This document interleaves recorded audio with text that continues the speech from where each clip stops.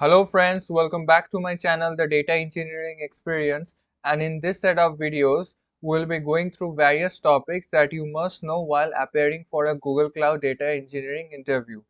Today we'll be discussing two of the most used Google Cloud services, BigQuery and Cloud Composer, also known as Apache Airflow. So without further delay, let's jump into the first topic for the day, which is Google Cloud BigQuery. So if you are appearing for a Google Cloud BigQuery interview, you may get asked this sort of questions. So I have basically categorized the question into three different parts. First is the level easy one, then you have the questions with medium set of difficulties, and then finally you have the hard difficulty level. So let's start with questions with easy difficulty. First we have the BigQuery architecture. So you must be clearly able to define what is Colossus, what is Dremel, what are the different components of Dremel like root server, mixers, the leaf nodes, and what are their functions. Then you must be able to explain what is Jupyter and how does Jupyter connects Dremel to Colossus. Then you must be able to explain what is Borg, how does it acts as a scheduler and an orchestrator, like how does it connect Dremel with Colossus, how does Borg basically helps to run the mixers and the slot allocation, how does it allocate hardware resources, all sort of things. Next we have the simpler topics like what is partitioning, what is clustering, when should you use partitioning, when should you use clustering, how can you use partitioning and clustering together, all these sort of questions. Then next topic is like CTE and subqueries. So what are common table expressions and how are they different from subqueries, when to use a simple subquery and when should you organize your code to use CTEs. So these are the differences that you should know. Then a very common question is what is views and how does it different from M views? What are the various advantages of M views? Also, when talking about materialized views, you must be clearly able to explain the max stillness feature that is available with materialized views, and then you should also be able to explain like when does a materialized view queries the entire table or when it queries only the M view. So these are sort of things you must be able to answer very clearly.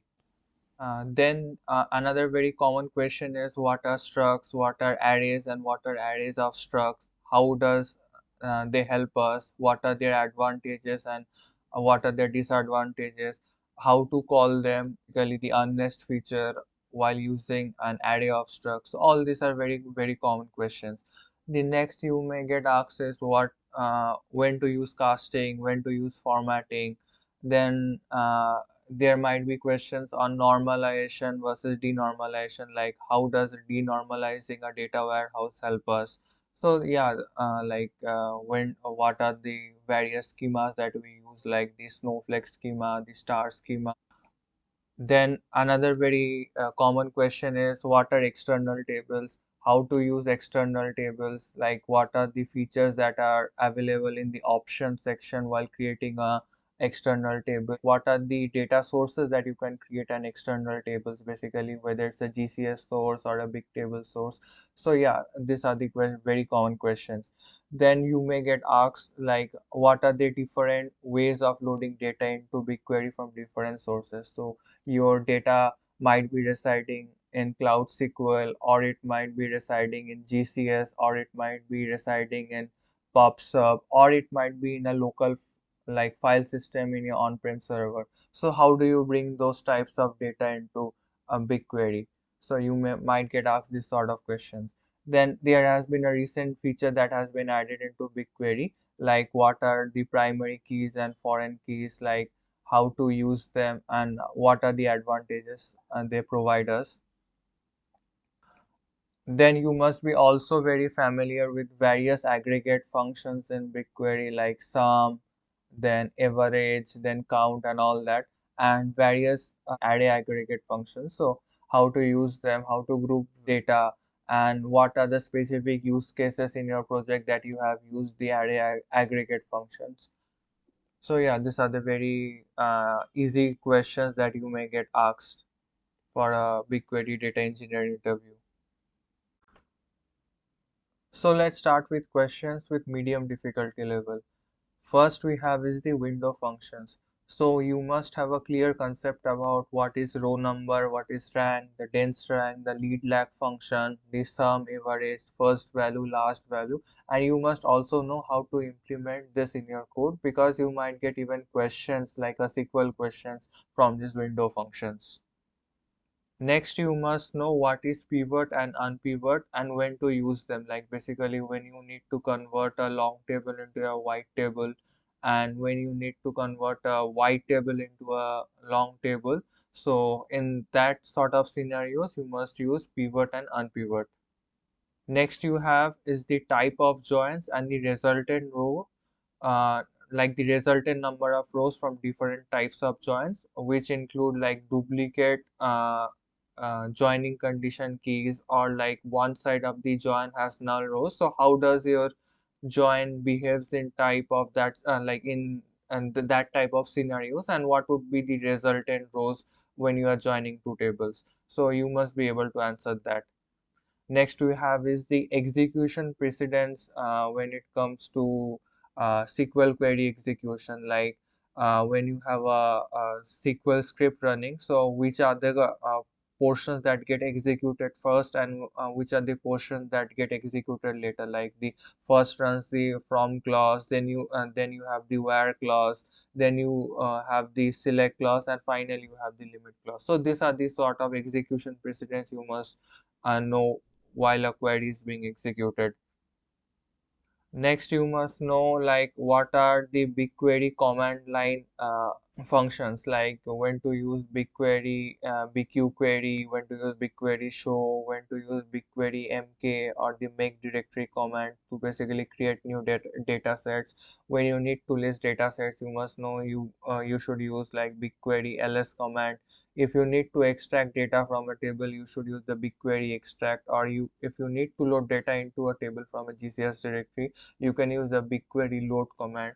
So these are the things that you must be familiar with BigQuery command line. Next should be the information schema. So you must be familiar with the metadata tables, like tables, partitioning, columns, column name by paths, routines. So this type of very common information schema uh, tables, and like their various functionalities, like what type of data they hold and how they are used. Then you must be also familiar with BigQuery client libraries, like how to call them, how to use them, like where how to upload a data from a pandas data frame using the BigQuery library into BigQuery, how to load data from a GCS URI into BigQuery using the BigQuery client library. So you must be familiar with that. The next would be the BigQuery table suffixes for sharded tables. So you might have a number of tables which are like have a similar table names, but they are separated by date. So you must be able to like use like BigQuery table suffixes to call them all together, and then you must be also knowing like uh, what are the advantages of BigQuery table suffixes, and like how is the caching not helpful while using the BigQuery table suffixes. So all that. Next, you must know what are table functions, what are their advantages and their disadvantages. Next, you must be able to explain the various deduplication techniques that are available in BigQuery, like using the group by clause, the row number, the distinct and the delete clause, and when to use them. Then you must be also familiar with the various optimization techniques in BigQuery, like when should you load the data in Avro format, and when should you use Parkway, when should you use the preview option. So there are many BigQuery cost optimization techniques. So I have a separate video for that. So do check it out. So let's start with questions with hard difficulty. First, you may get asked questions from recursive city, like when to use them, what are the advantages and disadvantages. Also, you can expect SQL questions from a recursive city, like you might get a pattern questions, or you might need to hierarchy of an organization. So this sort of questions are very common from recursive cities. Next, you might get asked when is the range between used and rows between used while using a window function like sum, average. So you must be able to clearly differentiate like what are when should you use range and when should you use rows while selecting a window in an window function. Then you might get questions like what are slots in BigQuery? How do you allocate slots at an organization level and at a project level? How does two projects share the same slots? Next, you might also get a question like what is the slot contention issue in BigQuery and how to solve them. Then you may get asked questions on like what is query plan and timeline during a query execution in BigQuery. Then you may get asked like what is BigQuery Omni? How do you run a query on BigQuery for a data that is either residing on AWS or Azure. Then you might get questions from BigQuery ML like how do you train a model, how to evaluate it, and how to use it to predict the results using the BigQuery Studio. You might also get questions from like BigQuery streaming inserts, like when you have data coming in from PubSub, how do you handle those streaming data using BigQuery streaming inserts. Then there might be questions from IAM like what are the various use cases, when should you use the data viewer role, when should you use the job user role, how to give permissions to a service account from IAM for this BigQuery predefined roles. Then finally you can also get questions from like BigQuery error handling stuff, like how do you handle error in BigQuery, how do you like restart a job when a BigQuery query fails, what are the error log tables that are and that you are using to basically check the logs when a stored procedure or a query has failed. So yeah, these are very common questions from BigQuery interviews. So let's start with our next topic for today, which is Cloud Composer, also known as Apache Airflow. So let us check what are the questions that you can face from this Google Cloud solution. The very common question is what is Apache Airflow and how is it different from Cloud Composer? So you must be able to clearly define what is Apache Airflow. So it's an open source platform to programmatically author, schedule and monitor your workflows. It can also be used to define your workflows in form of directed acyclic graphs which can be scheduled and executed. And how is it different from Cloud Composer? Cloud Composer is a fully managed version of this Apache Airflow provided by Google Cloud itself. So it's integrated natively with other Google Cloud services like BigQuery, Cloud Storage, PubSub, and etc. The key difference you must mention with Cloud Composer is that Google manages the infrastructure, the scaling, and its availability, while this Apache Airflow requires you to handle its setup, the scaling, and you need to basically fully maintain it yourself. The next question they might ask you is Apache Airflow an ETL tool? And if no, then please explain your answer. So yeah, Apache Airflow is not an ETL tool. It's can be used for ETL transformation processes, but it itself is not an ETL tool. It's an orchestration tool, helps to schedule and manage your complex workflows.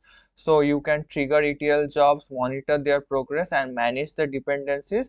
But like the actual transformation is done by the actual ETL tool itself. Airflow just helps us to orchestrate this ETL tools. So the next question that you might face is like compare Airflow with other orchestration tools like Workflow, Cloud Scheduler, Control M, or any other like tools that you use for your scheduling in your project. So you must be able to define that Apache Airflow is basically for workflow orchestration, and it is unlike it fits into the use cases where it's basically complex and there are multi-step workflows. Then the strengths with respect to Airflow is that it can handle complex dependencies, it can be customized with Python, and it can also support task retries and error handling. The complex part with this Apache Airflow is like it's more complex setup and potential scaling issues if it is not like configured properly. But when you come to like cloud workflows, you can say that it's a fully managed orchestration tool for serverless application, and it's used to uh, schedule or orchestrate simpler workflows. So it has strengths like it has you do not need any infrastructure to manage it, it's serverless. And the weakness, you can say that it is less flexible when you compare it to Cloud Composer or Airflow when it comes to like handling complex logic or like external system integrations. Then you can also mention that Cloud Scheduler is a lightweight job scheduler which is used to schedule cron-based jobs. It can also like handle HTTP calls and pops up triggers, and it's a like low cost tool to set up. But the main problem with Cloud Scheduler is that it has very limited functionality and it cannot be used to like orchestrate or schedule complex workflows. And then you can say that Control M is like an enterprise grade job scheduler. It can be used across different environments, but the weakness is that it's more expensive and it's more rigid in Airflow than when you need to customize it. Then they might ask you is like explain the Airflow architecture. So you must be able to clearly define what are DAGs, what are schedulers, what are executors, what are the different types of executors that are available, which executor does Cloud Composer use, then what is workers, what is the metadata database, what is the web server, what are task logs, and how do you view the task logs. So these are the very common questions from Airflow architecture. Then they might ask you is like what are the basic steps to create a DAG. So you should say that you need to import the modules first, then define the DAG, then define all the sets of tasks that you should use inside that DAG. Then you need to schedule the dependencies and then save the DAG file and let Airflow automatically like detect and schedule it. And then you might get questions like what are variables in Airflow. So you must say that variables in Airflow like used to store like key value pairs that can be used directly inside the DAG. They can store configuration data that can be basically handle change in environments, like when you switch from a dev to a test environment or to a prod environment. So yeah, these are the basic like usages of like variable classes in Airflow. Then another common question is like what are the types of executors that are available. So you must say that what are like sequential executor, what is local executor, what is celery executor, what is Kubernetes executor, and you must also be able to clearly explain what are the advantages and their disadvantages. Then you might face questions from branching operations in DAX. So what is branching in DAX? So branching in Airflow is like allows you to conditionally execute like different tasks based on the result that the previous task generated. So which operator do you use then? You must say that it's the branch Python operator to decide the flow dynamically. So you can define like Python callable method, and then inside that branch operator you can call that Python callable and then decide which is the next task that it should execute. And you must also define that in your dependency. Then you might get questions like how do you like backfill data in Airflow, like what is the backfill implementation in Airflow. So you can say that backfill is basically a process of running a DAG for like historical dates. So when you are deploy a new DAG with a like a past start date, then Airflow will automatically like backfill those tasks, and if they have not run yet. So you can say that how do you define that? You should use like this bash command Airflow dash, then backfill. Then you must give like the starting date and the end date and against which DAG it should run. Then you might get questions like what are like various BigQuery and GCS operators that you have used in Cloud Composer or your Airflow in your project. So you can say that you have used like BigQuery operator, GCS to BigQuery operator, and various like transfer operators, action operators with respect to BigQuery. So you can name them, and like you can define like how do you define that, what are the start date, end dates, what are the source destinations, what are the target destinations. So these are the things that you can explain.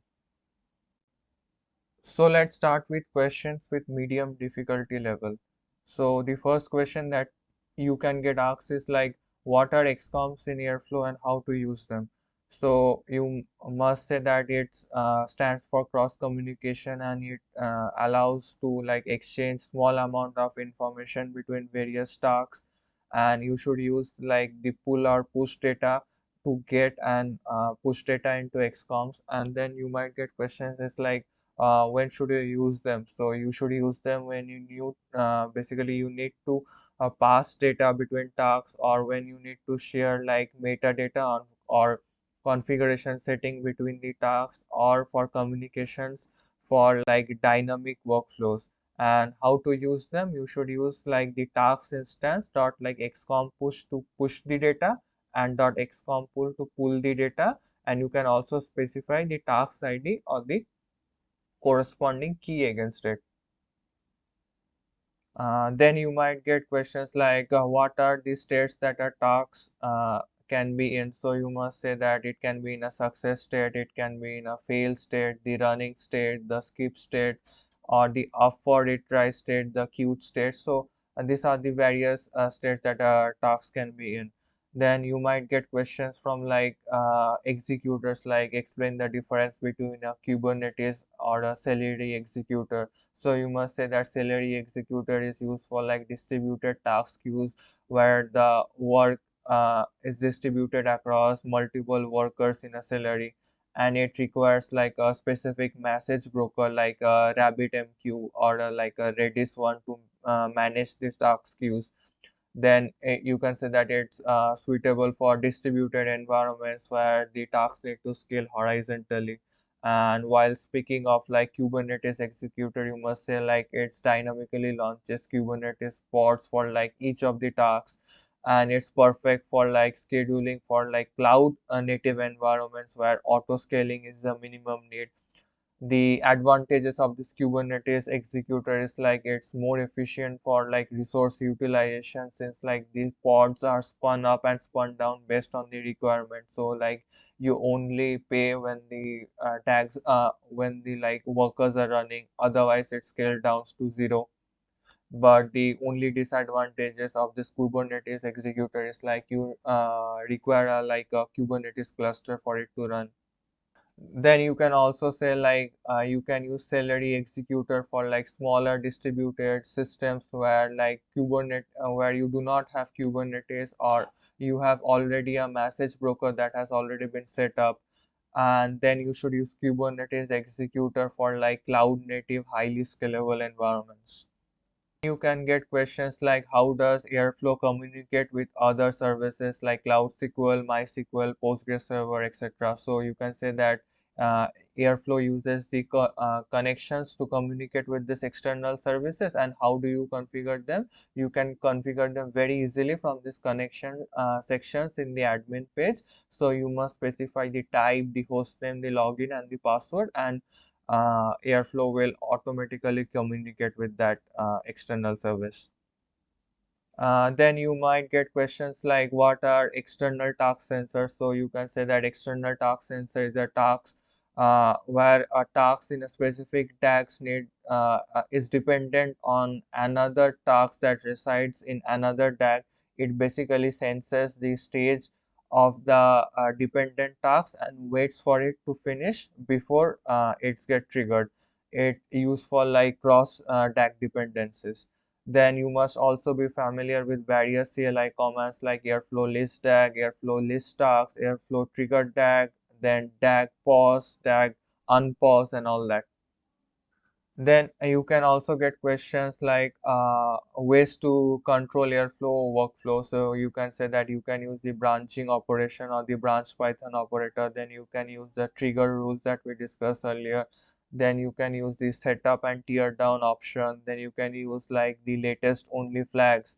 Then you can also use like the dependent on past fields. Then you might also get questions like what is data aware scheduling and cross stack dependency. So you can mention like the data sets which allows you to like schedule workflows based on the data changes. You can say that there are consumer DAGs like that produce the data set, and the consumer DAGs which gets triggered only when the producer DAGs has been successful. Then for cross dependencies, you can mention like you can use the external task sensor through like Airflow, or you can use like the Airflow dataset feature, which basically allows workflows to be triggered when like data sets are updated. So yeah, these are the very common questions with medium difficulty level from Cloud Composer. So the final set of questions will be with the difficulty level hard. So the first question that you may get asked is like, what is TaskFlow API, what are the benefits and what are its limitations?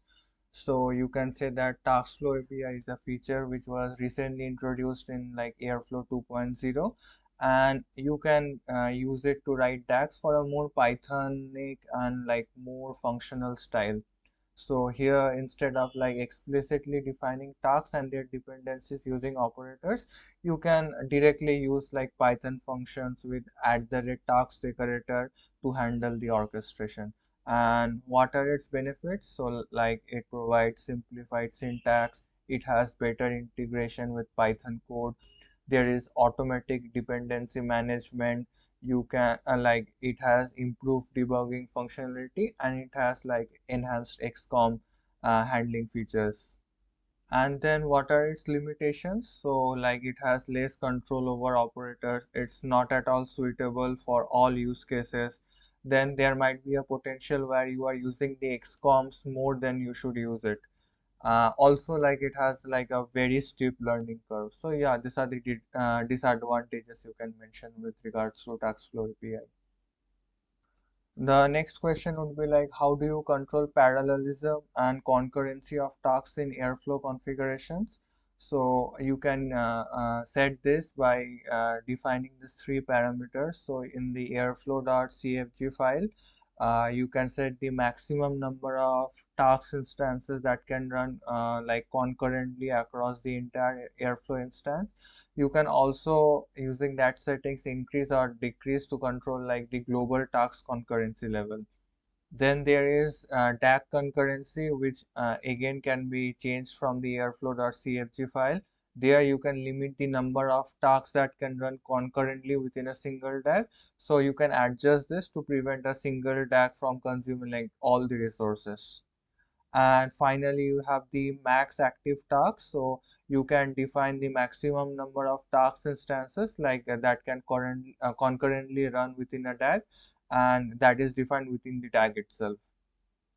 Then you might get questions like, what are Jinja templates in Airflow? So you can explain like it's a powerful feature that has been added in Airflow to create dynamic content in your tasks by embedding like expressions and statements within the string. So it's a templating language within Python to like generate dynamic text with variables, control structures, and filters.